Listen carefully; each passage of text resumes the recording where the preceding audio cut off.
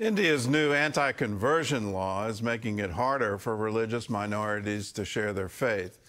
The Freedom of Religion bill is specifically aimed at digital media. Supporters claim it protects religious rights, maintains social harmony. Critics say it stifles free speech and targets Christians. CBN's chief international correspondent Gary Lane has more. In Uttarakhand state, India, an amended law has expanded restrictions against sharing one's faith in person to include digital communications, online and via phones.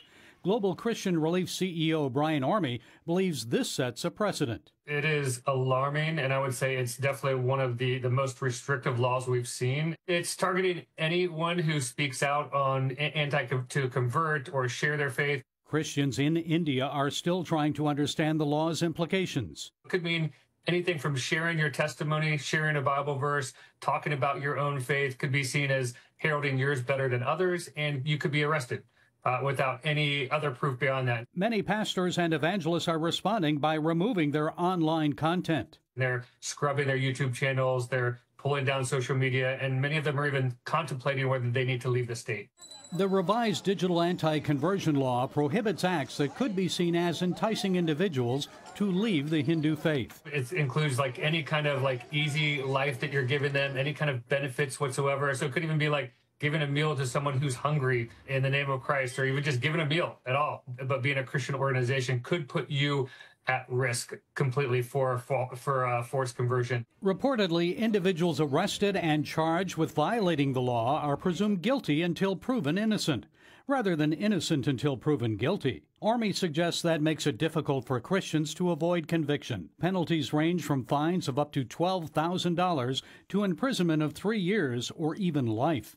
Additionally, the updated law prohibits claiming that one religion is superior to another and bans such digital content, labeling it propaganda. So what does that mean? Specifically, what is considered propaganda and who decides what is and isn't propaganda? That is the whole problem, Gary, and the propaganda could be defined as, again, just sharing your faith, and it really kind of explicitly says touting one faith above the other. And so who's to say, who's the judge of what that looks like? Although the law does not specifically mention Christians, it follows the pattern of other anti-conversion laws in India that have targeted Christians in an effort to suppress the explosive spread of the faith in India. These types of rules are meant to squash those movements and allow Christians to, again, force them underground, force them to again, like not be in the public space and have a voice. Currently, 12 Indian states have implemented strict anti-conversion laws. Orme predicts that Uttarakhand's amendment, extending the restrictions to digital media, is likely to set a precedent. I do believe that the other anti-conversion states will take this on, and again, we'll probably see another level of rising persecution, unfortunately, across India. Although sharing one's faith may be challenging for Christians in India, Orme remains confident that believers will continue to share the gospel message throughout the world's largest democracy. I think the church is having to be so much more cautious, so much more aware, but there's still a bold thread that is moving forward to say that these laws will not stop us from worshiping and expressing our faith freely. Increased persecution, often leading to greater church growth. Gary Lane, CBN News. Well, this has been a mark of the BJP party since they took power, and they did that over through the Congress party and all the way back in the 1990s. So, Prime Minister Modi is quite specific that he thinks India will enter into some kind of new golden age if everyone becomes Hindu, and to be Indian is to be Hindu. So other religions, and specifically Islam and specifically Christianity, aren't allowed in that. And so these various states have passed anti-conversion laws.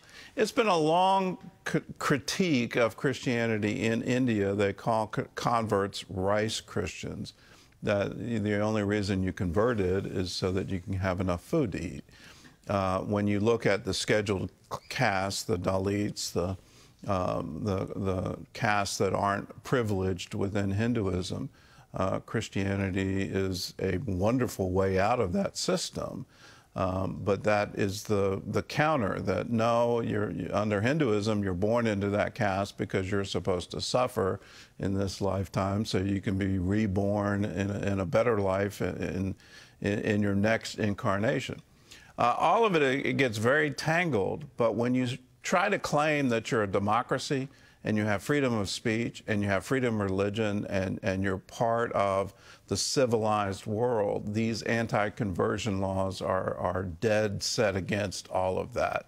When China passed similar legislation, it signaled to the entire world, we're an autocracy. We're no longer anything other than that. If Modi comes through with this, again, it'll signal to the entire world it's an autocracy. Democracy is under attack, whether in India or in Europe or in Africa or in Latin America or right here in the United States. And we need to realize democracy is the clearest path to individual liberty. Freedom of conscience and freedom of religion are fundamental to that.